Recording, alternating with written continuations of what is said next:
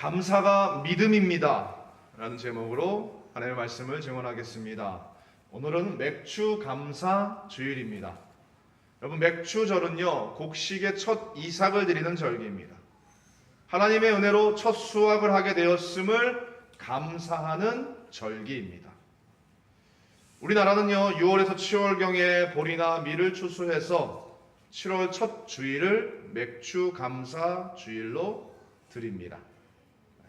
여러분, 보리는 늦가을 볕이 서늘해지고 벼 수확이 끝난 뒤에 씨를 뿌립니다. 그런 후에 겨울을 나고 이른 봄에 싹을 내면 2월에서 3월경에 보리 밟기를 합니다. 그리고 5월에서 6월경에 추수를 하죠. 보리의 농사 과정을 통해서 우리는 신앙적인 상징성을 발견할 수 있습니다. 다가오는 겨울을 앞두고 씨앗을 뿌리는 행동은 보이지 않는 미래를 내다보는 신뢰의 행위와 인내의 신앙을 상징합니다. 보리의 수확은요, 기다림의 결실과 하나님의 응답이 감사의 열매로 드러납니다. 믿음도 여러분 뿌려지고 기다림의 훈련 없이는 열매 맺을 수 없습니다. 이처럼 보리 한 톨이 땅에 묻히고 자라듯 우리의 신앙도 겨울을 지나고 자랍니다. 그런 의미에서 오늘은 단지 곡식의 수확만이 아니라 믿음의 첫 열매를 돌아보는 시간이기도 합니다. 상반기를 인도하신 하나님께 감사하고 하반기를 믿음으로 시작하는 신앙의 전환점이 되는 오늘 맥주 감사절이 되기를 축원합니다. 여러분, 우리는 모두 믿음을 통해서 은혜로 구원받았습니다. 그래서 언제나 감사합니다. 은혜와 감사는요, 손바닥과 손등의 관계입니다. 은혜를 아는 만큼이 신앙의 깊이이고 감사하는 만큼이 믿음의 깊이입니다. 예수님이 십자가 사역을 위해 마지막으로 예루살렘으로 올라가시던 길에 감사가 곧 믿음이고 구원이라는 사실을 알려주십니다. 예수님이요 사마리아를 통과해 가시려고 했지만 사마리아인들이 받아주지 않습니다.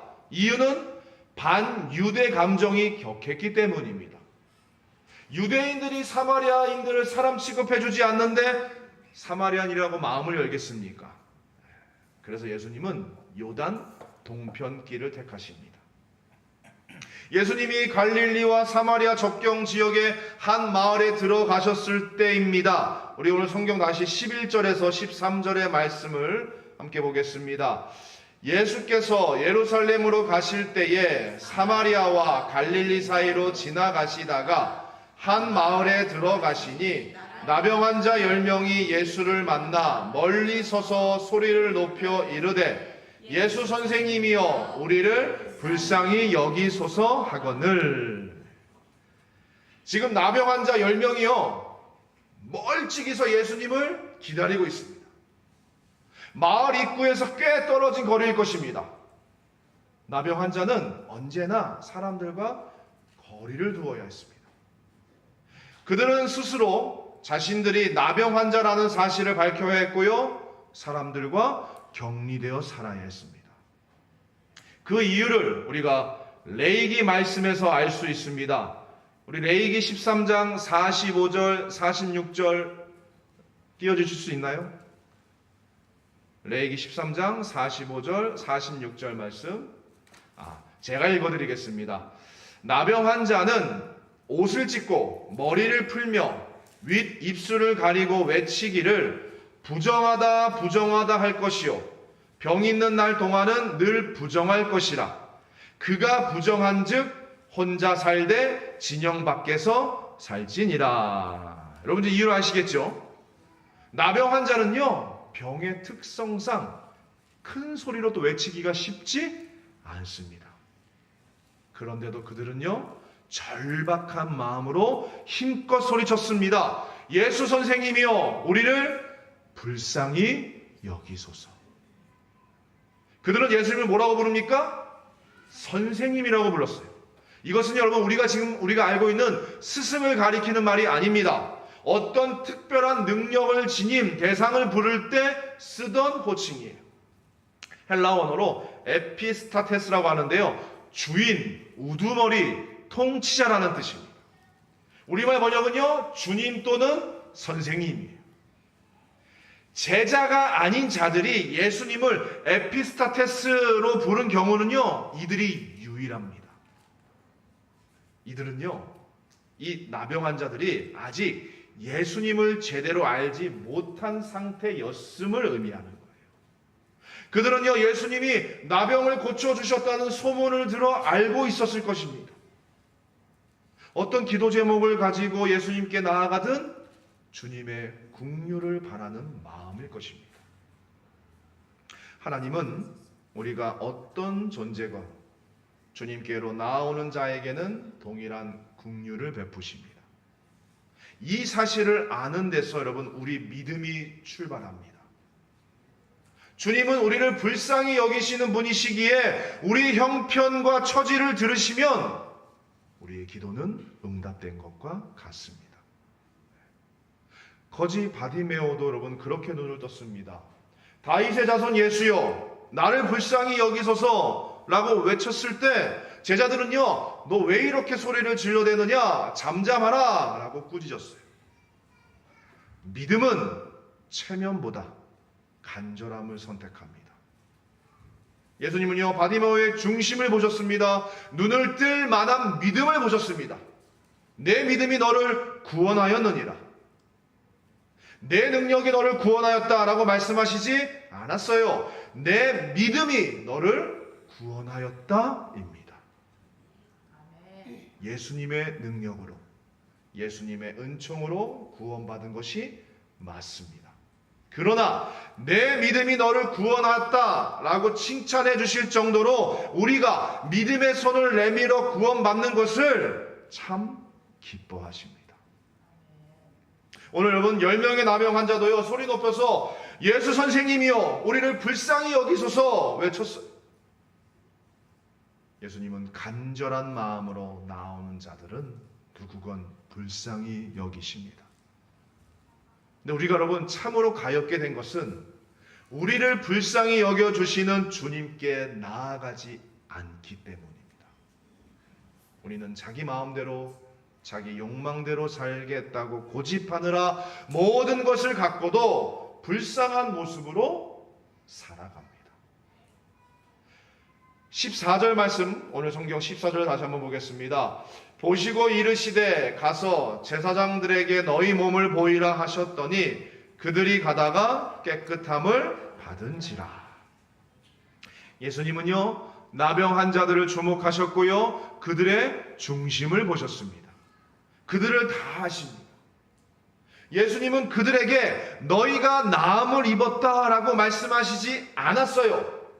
그들의 믿음을 보셨기에 명령하십니다. 뭐라고 하십니까? 가서 제사장들에게 너희 몸을 보이라 라고 하십니다. 당장 제사장에게 가서 병이 나았다는 사실을 확인받으라는 말씀이에요. 이 말씀 또한 여러분 우리가 이 이유를 레위기에서 확인할 수 있습니다. 레위기 14장 2절 말씀입니다. 나병 환자가 정결하게 되는 날의 규례는 이러하니 곧 그 사람을 제사장에게로 데려갈 것이요. 여러분 낫지 않는 환자가 누군가에게 나를 제사장의 앞으로 데려가 달라고 청하면 죽임을 당할 수도 있습니다. 왜요? 정결하지 않은 채로는 제사장에게 나아갈 수 없기 때문입니다. 이들이 예수님의 말씀만 듣고 제사장에게 가는 것은요 큰 모험입니다. 믿음은 모험입니다. 믿음은 내 지식, 내 감각, 내 경험이 아닌 하나님의 말씀을 결정의 근거로 삼는 것입니다. 예수님이 그들에게 제사장에게 가서 너희 몸을 보이라 하고 말씀하신 그 순간에 나병이 다 낫지는 않았습니다. 그런데도 여러분 그들은요 말씀을 따라 제사장에게로 향합니다. 가는 도중에 몸이 깨끗해진 것을 서로 확인했습니다. 나병이 실제로 나은 것입니다. 10명이 모두 나왔습니다. 우리 15절 16절 말씀도 보겠습니다. 그 중에 한 사람이 자기가 나은 것을 보고 큰 소리로 하나님께 영광을 돌리며 돌아와 예수의 발 앞에 엎드려 감사하니 그는 사마리아 사람이라. 아멘. 그럼 여러분, 나은 10명 중에 몇 명? 한 사람만이 예수님에게로 돌아옵니다. 돌아온다는 것은요, 나아가던 방향과 반대로 몸을 돌이키는 행위입니다. 10명 중에 9명은요, 가던 길을 계속 갑니다. 아마 제사장에게 빠른 걸음으로 가겠죠? 나병이 치유된 사실을 속히 확인받고 가족에게로 돌아가고 싶어서입니다. 모두 같은 마음일 것입니다.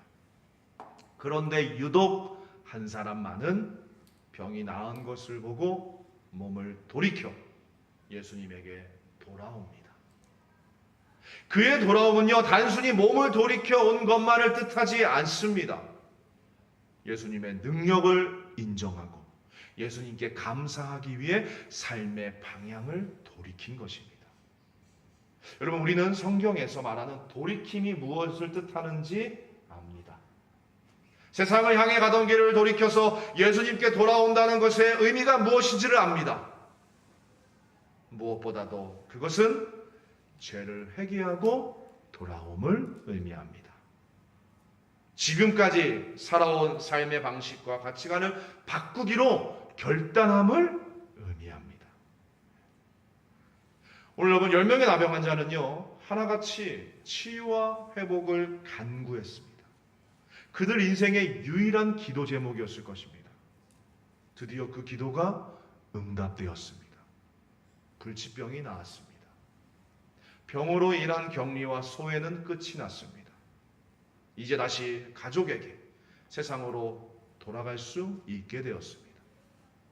이것이 병이 나은 나병 환자 9명이 지금 취하고 있고 앞으로 행동할 모습입니다. 그런데 같은 나병을 앓았던 한 명이 다른 태도를 보입니다. 그는 큰 소리로 하나님께 영광을 돌립니다. 감격하여 전심으로 찬양하며 예수님께로 돌아와서 예수님의 발 앞에 엎드립니다. 그것은요, 왕이나 제단 앞에서 예를 갖추고 경배하는 모습입니다. 그는 예수님께 경배하며 예배드리며 감사를 전합니다. 여러분, 나병 환자가 병 나은 것을 감사하는 것이 이상한 일입니까? 너무나 당연하죠. 깨끗함을 받은 나병 환자 10명 중에 단 한 명만이 자기 병이 나은 것보다 예수님이 그의 병을 낫게 하신 사실에 더 감사했습니다. 누가는요, 돌아와 예수님의 발 앞에 엎드려 경배하고 감사한 한 명이 어디 사람이라고요? 사마리아 사람이었다고 기록합니다. 열의 9이 유대인이고 하나가 사마리아인인데, 유대인은 다 제사장에게 달려가고 사마리아인만이 하나님께 영광을 돌리며 예수님에게로 돌아왔습니다. 병 나은 사실을 받는 것보다 예수님께 감사하는 것을 더 중요하게 여긴 사람은요, 이방인 취급받던 사마리아인 한 명뿐입니다. 우리가 여러분, 복음서에서 사마리아인이 등장하면 긴장해야 합니다. 늘 신앙과는 어울리지 않는 사람인데 뼛속까지 종교에 물든 유대인들과 달리 오히려 신앙의 본질을 드러내 보이는 사람으로 등장하기 때문입니다. 우리 누가복음 10장에 나오는 선한 사마리아인처럼 나병 환자 10명 중에 하나였던 이 사람 또한 신앙과는 가장 어울리지 않는 사람입니다. 그렇게 하리라고는 상상조차 할 수 없던 사람입니다. 바로 그런 사람이 예수님에게로 돌아와 경배하며 감사를 드립니다. 은혜를 베푼 이에게 감사하는 것은 너무나 당연한데, 그 당연한 감사를 표현하면 무슨 일이 일어날까요? 우리 17절에서 19절 말씀 다시 한번 보겠습니다. 예수께서 대답하여 이르시되 10사람이 다 깨끗함을 받지 아니하였느냐?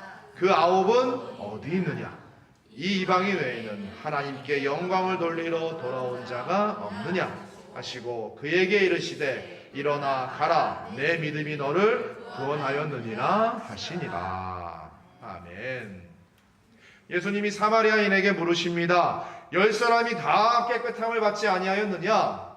그 아홉은 어디 있느냐? 여러분, 예수님이 무척 서운해하시는 것처럼 들립니다. 돌아오지 않을 법한 사마리아인은 돌아왔는데 돌아와야 마땅한 유대인들은 다 어디 있습니까? 감사해야 할 일에 감사하는 사람이 열에 하나뿐이냐는 안타까움의 탄식입니다. 물론 여러분, 예수님께 돌아오지 않은 9명의 유대인 나병 환자도 나름대로 생각하는 바가 있을 것입니다. 예수님이 가서 제사장에게 그들의 몸을 보이라고 하셨으니 먼저 제사장에게 확인받고 나서 천천히 찾아가면 되겠거니 생각했을 수도 있습니다. 그러나 감사는 때가 있습니다. 감사는 즉시 해야 합니다. 미루지 말아야 합니다. 감사해야 할 때는 미루다가 감사할 기회를 놓치는 일이 다반사입니다. 10명의 나병 환자가요 다 치유의 선물을 받았습니다. 이것은요 아름다운 포장지에 곱게 쌓인 선물 상자예요.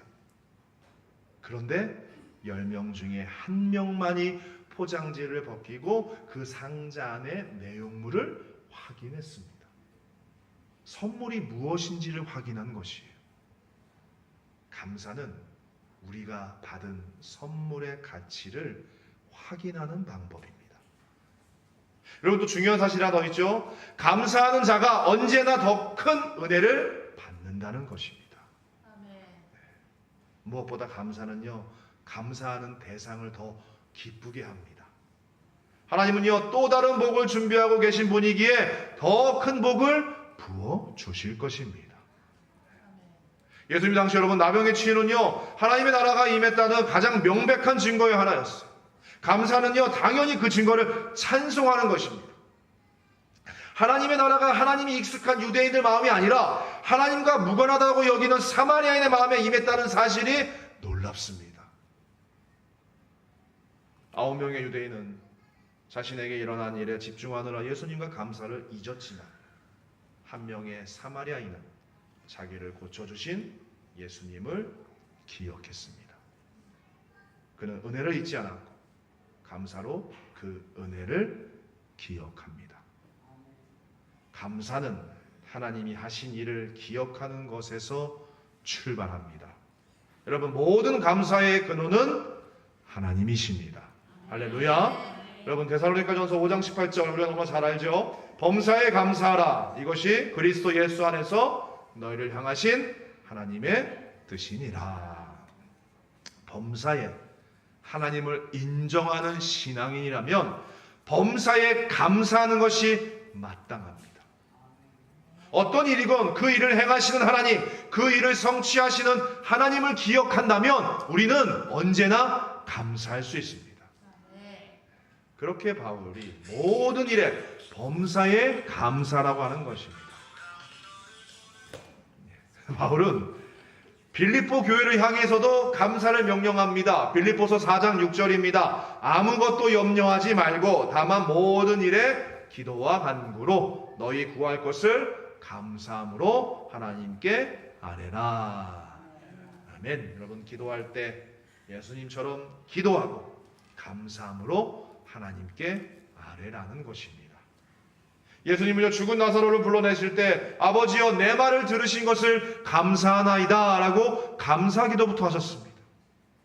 하나님이 우리의 감사를 얼마나 기뻐하시는지 신기할 정도입니다. 이유는 하나입니다. 감사하는 일이 드물기 때문입니다.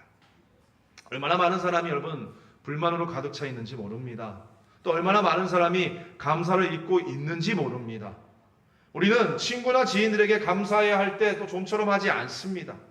부모에게도 도무지 감사하지 않습니다. 왜 내리사랑이라는 말이 나왔겠습니까? 부모를 전심으로 사랑하고 부모에게 감사하는 자녀들이 너무 귀한 탓에 나온 말이 아니겠습니까? 배은망덕이라는 말이 왜 생겼겠습니까? 은혜를 원수로 갚는 일이 얼마나 흔한지 모릅니다. 모든 일에 하나님께 감사해야 함에도 우리는 감사하지 않습니다. 죄인은요, 불만이 체질이 된 사람이고요, 배신이 습관이 된 자들입니다.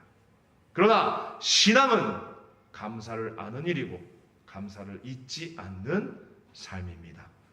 오늘 예수님은요, 돌아온 3명의 사마리아인을 통해서요, 감사가 곧 믿음이고 그 감사가 구원이라는 사실을 가르쳐 주십니다.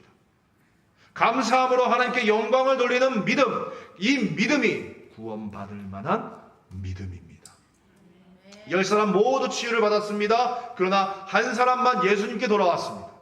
치유받은 사람은 10명이었지만 구원받았다고 선언받은 사람은 한 사람이었습니다. 그 차이는 감사였습니다.